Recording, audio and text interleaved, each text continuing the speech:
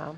Meantime, now to a West 2 Investigates exclusive. Body camera video shows the search and capture of a man wanted in a deadly hit and run in Orange County and what detectives call his attempt at destroying evidence. But a bigger challenge for prosecutors may be the murder of the star witness. West 2 News investigative reporter Greg Fox live along South Orange Blossom Trail this afternoon. And Greg, is the hit and run suspect connected to the murder? You know, that is the question that a lot of people had as they were wondering whether or not the actual collision that happened here and claimed a pedestrian's life while he was riding a bicycle in the crosswalk was connected to a murder that happened here at a gas station a block away. So far, it doesn't look like they're connected, but the family of the man who was killed on the bicycle is wondering if this now weakens their case in court. You're a suspect in a hit and run. You're watching Orange County Sheriff body camera video obtained exclusively by West 2 Investigates, showing the arrest of Jermaine Williams on July 7th.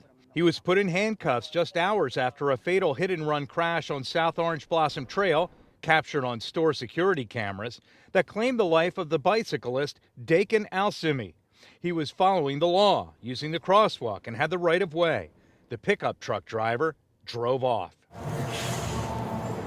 Deputy body cams were also rolling when that truck was discovered on fire in an apparent attempt to destroy evidence of the crime, which had Williams denying everything. My truck gone. Somebody stole my truck. You can ask them. All right, well, I didn't say anything about a truck. Oh, I'm finna say somebody stole my car.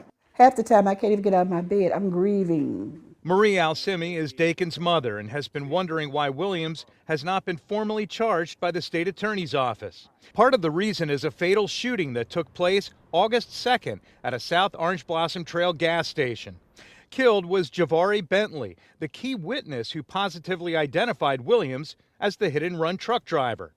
Investigators do not suspect Williams is connected to the killing, but it certainly makes prosecuting him more challenging. Are you concerned that without that witness, the case will be weaker? Yes, I'm concerned about it because I want to, as long as they make me feel as if they got some, know that they do have some other, evidence to show that, this happened and took my child's life. But I am praying, because I put it in the hands of the Lord. I am praying that justice is served for my child. The Florida Highway Patrol confirms it just delivered its case against Williams to the state attorney. If convicted, he could face up to 30 years in prison. And neither the state attorney's office nor the public defender's office, the office that is defending Williams in this hit and run case that happened here along South Orange Blossom Trail, will comment on it. He remains out on bond. Covering Orange County, live in Orlando, Greg Fox, West 2 News.